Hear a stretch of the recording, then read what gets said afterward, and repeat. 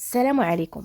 بناء على الطلب ديالكم، الوصفه اللي طلبتوا مني باش نعطيكم الوصفه المبهره والمعجزه في الشعر اللي غتخلي شعرك اللي شافك غيبقى حل فمو مبهور من شعرك. فمن بعد ما حطيت لكم في المنتدى الاختيارات ديال الوصفه اللي بغيت نقدمها لكم، اختاريتوا وصفه تطويل وترطيب وتلميع الشعر.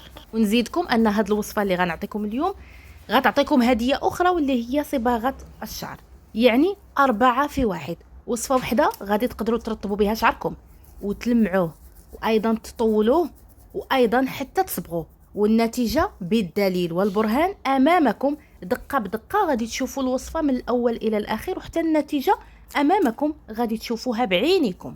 اللهم اني قد بلغت. فوصفه اليوم مبهره معجزه ستشكرونني عنها طيلة حياتكم. والمكونات ديال هذه الوصفة مكونات طبيعية 100% من خلق ومن خلق الله سبحانه وتعالى. والآن نمروا الوصفة شنو مكونات ديالها. على بركة الله نبداو بأول مكون اللي في هذه الوصفة، واللي هو مكون الفوة أو أعواد الفوة. غادي نقوموا بتكسير أعواد الفوة بالطريقة اللي كتشوفوها أمامكم الآن.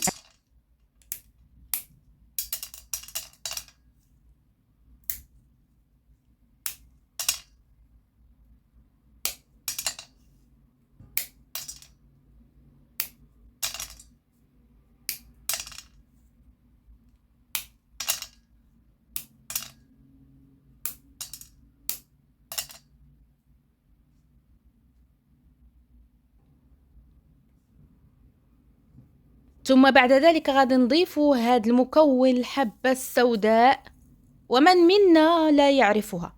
ما كاينش شي مسلم فوق هذه الارض ما كيعرفش هذه الحبة السوداء الرهيبة في علاج اي شيء، دواء لكل شيء.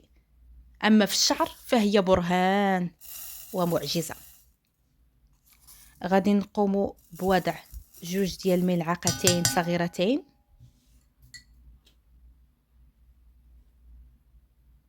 ثم قشور الرمان المجففة تباع عند أي عطار. نقوم بتكسيرها أو تقطيعها القطع الصغيرة.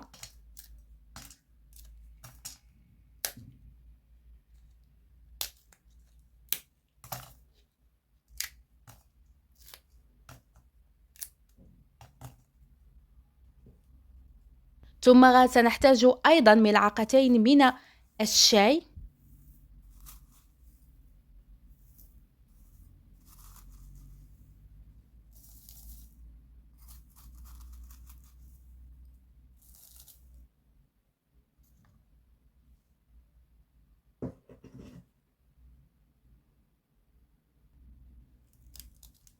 ثم هذا المكون الرهيب في هذه الوصفة واللي هو قشور البصل.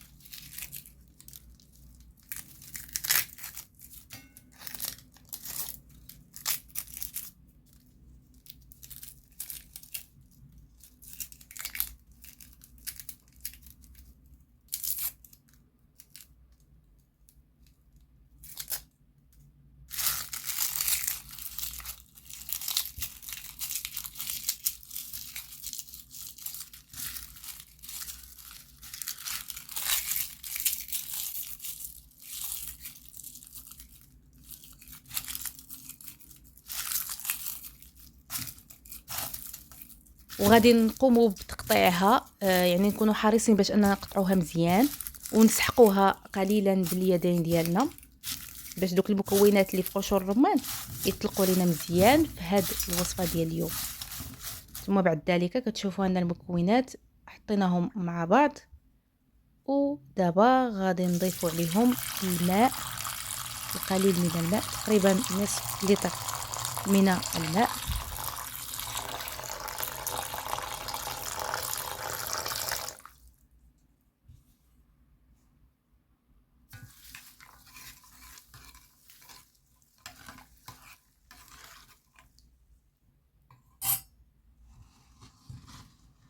ثم غادي نوضعوهم فوق نار هادئة وغادي نخليوهم يغليو لواحد المدة معينة. وكيف ما كتلاحظوا ان اللون ديال هاد الوصفة او هاد المحلول غيولي عفوا عبارة عن لون بني. هذاك الشيء علاش هاد الوصفة كتصبغ الشعر. هنا فين كاين السر، هاد اللون هذا اللي كيخرج لينا ديال المحلول هو اللي كيصبغ الشعر. طبعا المكونات اللي حطينا فهي كتقوم بنتيجة مبهرة 4 في 1، كتطول، كتنعم، كتلمع، كتصبغ. والنتيجة راكم شفتوها قدام عينيكم وغادي تشوفوها قدام عينيكم بالدليل والبرهان. نتيجة مبهرة لا نقاش فيها.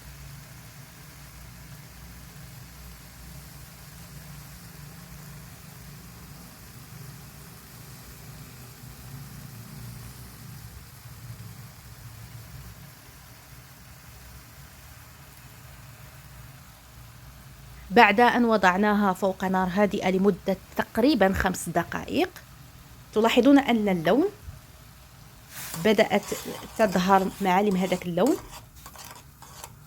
وأيضا المكونات بدأوا يطلقوا مع بعض. فغادي نحصلوا على هذا المحلول هذا بهذا الشكل أو بهذا اللون.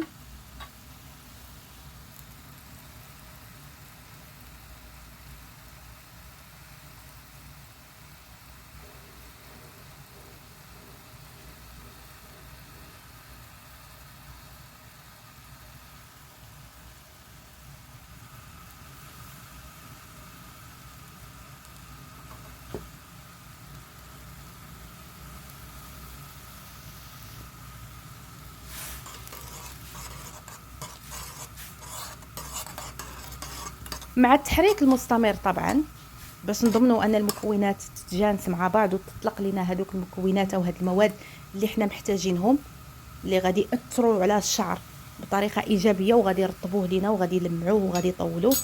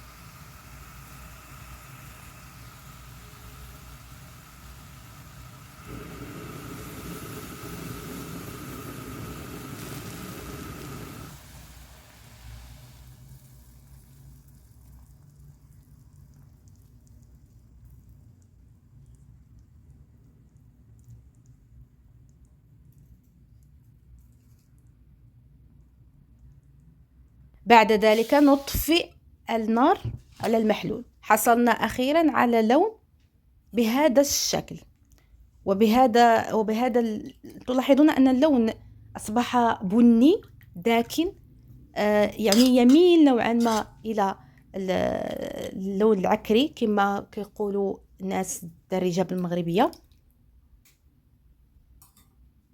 وهذا هو اللون اللي غتحصلوا عليه في الشعر ديالكم، لون جميل جدا. بعد ما يبرد هذاك المحلول نضع 4 حبات من الاسبرين ضد الصداع ديال الرأس المعروف عند كل الناس. غادي نوضعوا تقريبا 4 حبات في ذاك المحلول، وهي بدورها غادي تذوب.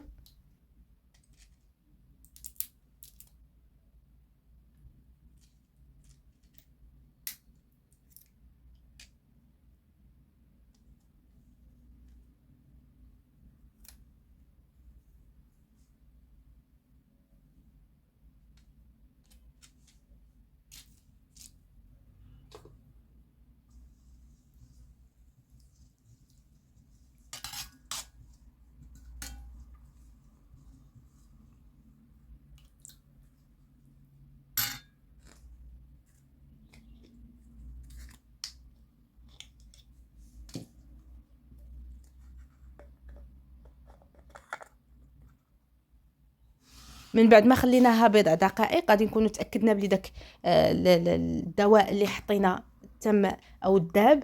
غادي نقوموا بتصفيه داك المحلول، لان احنا محتاجين فقط المحلول فقط، بهذه الطريقه ببطء حتى نصفيه مزيان من دوك المكونات اللي فيه.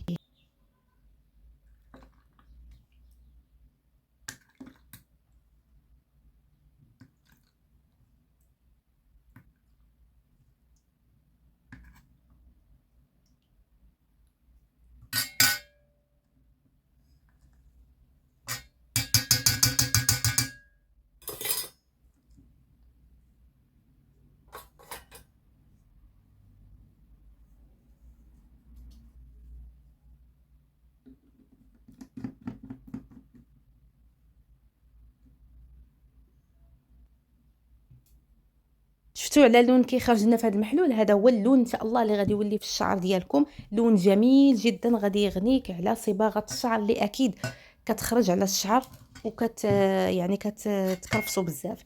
فداكشي اللي بقى لينا من دوك المكونات غادي نوضعوهم في قريعه صغيره او قنينه زجاجيه، وغادي نحتفظوا به باش نستعملوه مره اخرى. واكيد غادي نخليو المكونات معاه باش يزيدوا يطلقوا مع بعضياتهم، ويزيد هذاك المحلول يولي غني اكثر فاكثر.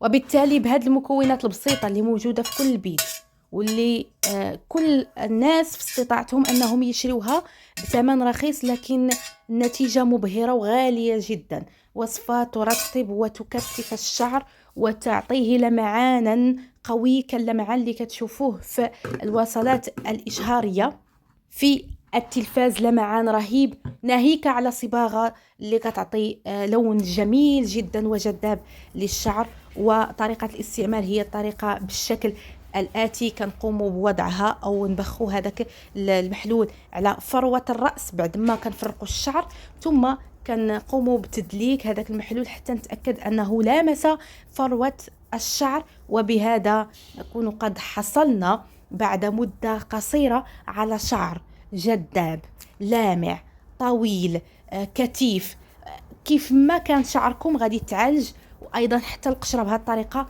غادي تقضيو عليها. فنتمنى ان رسالتي تكون وصلت. اللهم اني قد بلغت بهذه الوصفه المبهره اللي استحييت ان اخبيها عندي، وقلت علاش لا ما نشاركهاش مع الناس. فعموما ما تنسوش الاعجاب بالفيديو تشجيعا لنا باش نستمر في نشر الجديد ان شاء الله. شكرا لكم، السلام عليكم ورحمه الله. ثم كنحصلوا على المحلول في القنينه ديالنا او في البخاخ ديالنا.